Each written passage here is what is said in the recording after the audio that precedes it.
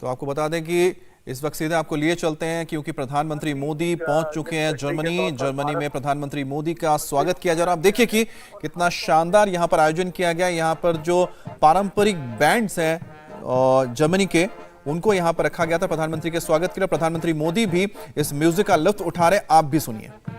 अमित, ये जो महिला फ्लूट बजा रही हैं, क्या ये फ्लूट ही है? देखिए, फ्लूट हम उसको कह सकते हैं कि बांसुरी है, लेकिन आपने जो सैक्सोफोन्स देखे होंगे उसका जो आपने देखा होगा एक दूसरा तरीका होता है, वो फ्लूट है। ये ज्यादातर मैकेनिकल फ्लूट्स हैं। अब देखिए यहाँ स्टील फ्लूट्स भी इस्तेमाल किया जा रहा है। स्टील फ्लूट्स का भी इस्तेमाल किया जा रहा है। और ये तस्वीर इसलिए बहुत महत्वपूर्ण हो जाती है। आपको बता दें कि पिछले दिनों एक बात चली थी कि क्या भारत को G7 के लिए न्योता दिया जाएगा, क्योंकि यहाँ पर एक मुख्य बातचीत का मसला रहेगा यूक्रेन को लेकर। और भारत का जो स्टैंड था यूक्रेन के साथ या फिर रशिया को लेकर, उसको लेकर कई देशों ने कहा था कि भारत को बुलाना चाहिए कि नहीं बुलाना चाहिए। और एक मीडिया में खबर भी छप गई थी कि भारत को नहीं बुलाया जा रहा है। तो लेकिन आपको बता दें कि जो चांसलर है, चांसलर स्टॉल्स ने खुद ये क्लियर किया था कि ये बिल्कुल गलत खबर है और ऐसा हो ही नहीं सकता कि भारत को ना बुलाया जाए, क्योंकि जो G7 के देश इसमें सम्मिलित हो रहे हैं उसमें जो वैश्विक चीजों को लेकर बात करनी है उसमें भारत को अलग रखा ही नहीं जा सकता। और भारत एक अहम हिस्सा है इस वक्त ग्लोबल डेवलपमेंट को लेकर, खास तौर पे जिसमें बातचीत होगी एनवायरमेंट को लेके, खाद्य सुरक्षा को लेके, साथ ही डेमोक्रेसी को लेके, और जो हम रिन्यूएबल एनर्जी की बात करते हैं उसको, इन सभी चीजों में भारत का जो योगदान बहुत ऊपर तक माना जाता है। और प्रधानमंत्री मोदी लगातार जिस तरह से कह सकते हैं ऑल्टरनेटिव एनर्जी को लेकर, ग्रीन एनर्जी को लेकर काफी काम कर रहे हैं। उन्होंने जिस तरह से पुश दिया था, खास तौर पे जो कॉप पेरिस में हुआ था, पेरिस में जो सम्मेलन हुआ था, उसमें प्रधानमंत्री मोदी ने जो एक रूपरेखा रखी थी, जिसके बाद सोलर अलायंस की भी शुरुआत हुई थी, उसके बाद बिना भारत के योगदान के हो नहीं सकता। तो ये जो हम लगातार कह रहे हैं कि जो भारत का कद है, और खासतौर पर प्रधानमंत्री मोदी का जो कद एक वैश्विक ग्लोबल लीडर के तौर पर खड़ा हुआ, इसका एक सबसे बड़ा एग्जांपल इस वक्त आप देख रहे हैं कि जहां पर कुछ देशों ने दबे जुबान पर यह उठाया था मसला कि भारत का जो स्टैंड यूक्रेन और रशिया के वॉर को लेकर रहा है, उसके तहत क्या G7 में प्रधानमंत्री मोदी को आना चाहिए। लेकिन जर्मनी और तमाम जो देश जानते हैं कि बिना भारत के कई सारी ऐसी चीजें जो मुमकिन नहीं है। बिल्कुल अमित, ठीक कह रहे हैं, और यही मकसद G7 शिखर सम्मेलन का भी है। देवेंद्र पराशर हमारे पॉलिटिकल एडिटर इस वक्त हमारे साथ जुड़ चुके हैं। सीधे देवेंद्र का रुख करेंगे।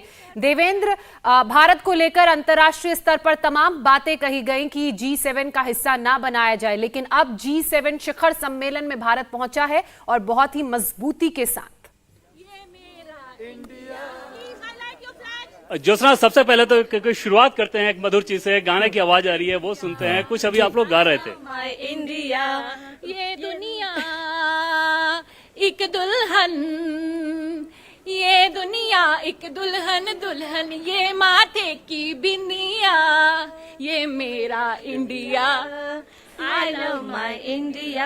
तो ये वो अंदाज है जिस अंदाज में म्यूनिख के इस सड़क पे लोग खड़े हैं, और स्थानीय समय के हिसाब से तकरीबन 5:30 बज रहे हैं। और यहाँ पर आप देखें तो इतना बड़ा हुजूम एक आया हुआ है इंडियन डायस्पोरा का। और ये हुजूम सिर्फ इसलिए नहीं आया है कि प्रधानमंत्री नरेंद्र मोदी आए हैं, बल्कि ये हुजूम इसलिए आ रहा है कि देश के वो प्रधानमंत्री नरेंद्र मोदी आ रहे हैं जिनके कार्यकाल में भारत की छवि बहुत ज्यादा मजबूत हुई है। भारत की छवि ये दिख रही है पूरी दुनिया में कि भारत अपने इंटरेस्ट को लेकर काम करता है और भारत किसी दबाव में नहीं झुकता, जबकि पूरी दुनिया की मदद करने के लिए तैयार रहता है। यहाँ बहुत लोग हैं जो कि बता रहे थे कि किस प्रकार से कोरोना काल में भारत ने जो वैक्सीनेशन ड्राइव में पूरी दुनिया की मदद की, उससे यहां भी किस प्रकार से नजरिया बोला। या फिर रूस या यूक्रेन अगर युद्ध की बात कर लें तो उस मसले को लेके दुनिया के तकरीबन सारे देश किसी न किसी एक पक्ष के साथ हैं। भारत एक अकेला ऐसा देश है जो कि किसी एक पक्ष के साथ नहीं खड़ा है, बल्कि वो बार बार इस बात को कह रहा है कि शांति चाहिए, बातचीत चाहिए, और इसी से दुनिया का कल्याण हो सकता है। तो ये सारी चीजें हैं जो कि प्रधानमंत्री नरेंद्र मोदी हो, भारत हो, उनकी छवि को पूरी दुनिया में अलग तरीके से पेश करती है, जिसका नतीजा है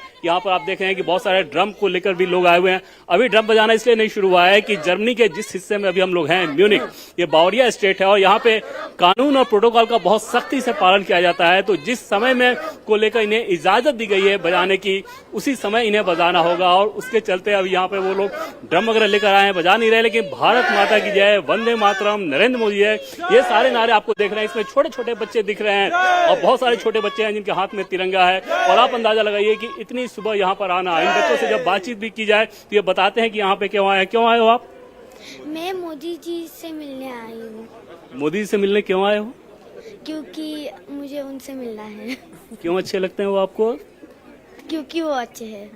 अच्छे हैं इसलिए अच्छे लगते हैं। अच्छे हैं इसलिए अच्छे लगते हैं। एक छोटी सी बच्ची, समझा जा सकता है कि इतनी सुबह यहाँ पे आना और एक ड्राइविंग फोर्स कैसा इसका रहा होगा, लेकिन ओवरऑल आप नजरिए से देखें तो अभी का जो समय है और जिस मीटिंग के लिए प्रधानमंत्री नरेंद्र मोदी आ रहे हैं G7 मीटिंग के लिए, उस G7 मीटिंग में बाकी जो देश हैं उनका स्टैंड एक है। भारत एक अकेला ऐसा देश जो कि इस यूनिलेटरल प्लेटफॉर्म पर भी जाके मल्टी लेवल प्लेटफॉर्म वाली बात करेगा और भारत ये बताएगा कि दुनिया के हर चीजों को, हर समस्या का समाधान किस प्रकार का होना चाहिए, चाहे इंफ्रास्ट्रक्चर की बात कर लें, क्लाइमेट चेंज की बात कर लें या फिर रशिया यूक्रेन की बात कर लें। इन सारे मसलों पे भारत का अपना एक स्पष्ट नजरिया है और वो नजरिया भारत की ताकत को बढ़ाता है। वो नजरिया है प्रधानमंत्री नरेंद्र मोदी का और वो उस नजरिए को लेकर यहाँ पर एक बार फिर से आप तस्वीर देखिए कि म्यूनिख की सड़क है। म्यूनिख की सड़क के ठीक बाहर इतने सारे लोग अलग अलग उम्र के और यहाँ पे पहुंचे हुए हैं, तिरंगा हाथ में है, किसी के नारेबाजी कर रहे हैं और सबकी एक ख्वाहिश है कि प्रधानमंत्री नरेंद्र मोदी आए तो एक झलक वो देख लें। मुझे यहाँ पे ऐसे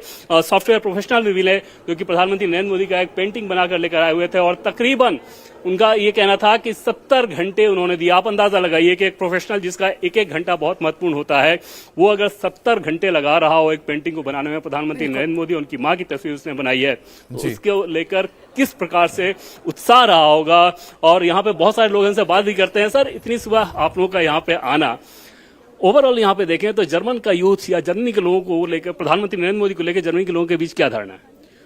नरेंद्र मोदी सिर्फ भारतीयों में नहीं, फिर जर्मन लोगों में भी बहुत फेमस है, क्योंकि भारत ने और उनके सरकार ने इंडिया में डिजिटल इकोनॉमी बहुत आगे लाई है और वो यहाँ पे कम दिखाई देता है। और इसके हिसाब से मोदी जी का और भारतीय लोगों का इंडिया में और जर्मन लोगों में, जर्मन गवर्नमेंट में भी बहुत अच्छा नाम है। कैसा जोश है सर इंडिया को लेकर? बहुत जोश है। मोदी जी हमारे नेता है, इसका हमें बहुत अभिमान है। और मोदी जी का जो भारत के प्रति उन्होंने जो जिस तरह से भारत को इंटरनेशनल मैप पे रखा है वो बहुत सराहनीय है।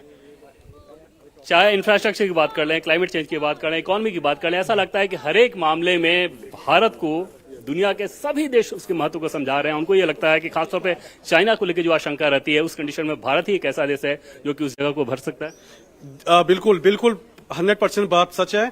भारत अभी एक पावर की तरह आ रहा है। मोदी जी के नेतृत्व में भारत आज जहां है, हर एक भारतीय उस चीज को प्राउड कर रहा है जहां भी है दुनिया में।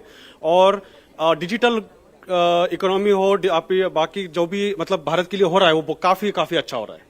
जी हाँ, तो भारत के लिए सब कुछ बहुत अच्छा हो रहा है और यहाँ पे तमाम सारे लोग हैं जो कि चेहरे पे मुस्कुराहट, हाथों में तिरंगा लिए हुए, नारेबाजी करते हुए, और ये सारी चीजें म्यूनिख में देखने को मिल रही हैं, जहाँ पे प्रधानमंत्री नरेंद्र मोदी अब से थोड़ी देर के अंदर यहाँ पे आने वाले हैं। और इन लोगों को ये उम्मीद है कि शायद कुछ देर के लिए यहाँ पे वो रुक जाएं और ये लोग उनके साथ मिल सकें, एक सेल्फी ले सकें, फोटो खिंचवा और मुझे लगता है देवेंद्र, प्रधानमंत्री मोदी निराश भी नहीं करेंगे लोगों को, क्योंकि हाल ही में आप भी जब जर्मनी गए थे इससे पहले तो आपने देखा था कि प्रधानमंत्री मोदी जरूर मुलाकात करते हैं भारतीय मूल के लोगों से जो उनका इंतजार करते हैं अभिवादन के लिए। ये चीज टोक्यो में भी देखने को मिला था हमें कि प्रधानमंत्री मोदी जो भारतीय मूल के लोगों से जरूर वो मिलते हैं, लेकिन कितना वक्त लग जाएगा प्रधानमंत्री मोदी को एयरपोर्ट से यहां तक पहुंचने में? और दूसरा कि आज प्रधानमंत्री का क्या कार्यक्रम रहने वाला है?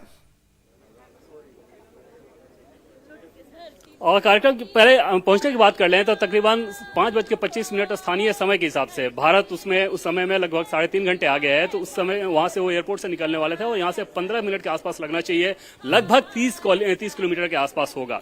यहाँ पे कार्यक्रम की अगर बात कर लें तो प्रधानमंत्री नरेंद्र मोदी का आज म्यूनिख में जो बड़ा कार्यक्रम है वो इंडियन कम्युनिटी का कार्यक्रम है और स्थानीय समय के हिसाब से तकरीबन 3 बजे, यानी कि भारतीय समय के हिसाब से लगभग 6:30 बजे वो कार्यक्रम होगा। यहाँ पर अभी डोम करके एक स्टेडियम है, उस स्टेडियम में इंडियन डायस्पोरा की एक बड़ी ताकत दिखेगी। पिछली बार प्रधानमंत्री नरेंद्र मोदी जब बर्लिन आए थे तो बर्लिन में जो समूह आपको दिखा था उससे लगभग 4 गुना बड़ी ताकत यहाँ पर इस स्टेडियम में दिखेगी। ये बड़ा कार्यक्रम किया जा रहा है और वहां पर इंडियन डायस्पोरा के ऐसे कार्यक्रम करने का सबसे बड़ा मकसद अमित ये रहता है कि भारत को लेके जो नजरिया है वो लगातार बदलता रहे और वो सकारात्मक तौर पर बदलता रहे। आमतौर पर जो कॉन्टैक्ट्स होते हैं वो 3 तरह के कॉन्टैक्ट्स होते हैं, एक गवर्नमेंट टू गवर्नमेंट, दूसरा कंपनी टू कंपनी और तीसरा पीपल टू पीपल। तो कंपनी टू कंपनी और पीपल टू पीपल, इन दोनों के लिए ही बहुत ज्यादा अहम रहता है ऐसे कार्यक्रम करना। और इसमें प्रधानमंत्री नरेंद्र मोदी जहां भी जाते हैं, अगर डायस्पोरा के लोग उनको इनवाइट करते हैं तो वो वहां पर जाने का समय जरूर निकालते हैं। और आज वैसी ही तस्वीर आपको म्यूनिख में देखने को मिलेगी। अमित, इंडिया टीवी हर वक्त हर जगह डाउनलोड करने के लिए सर्च करें India TV news Google play store या ऐप स्टोर पर।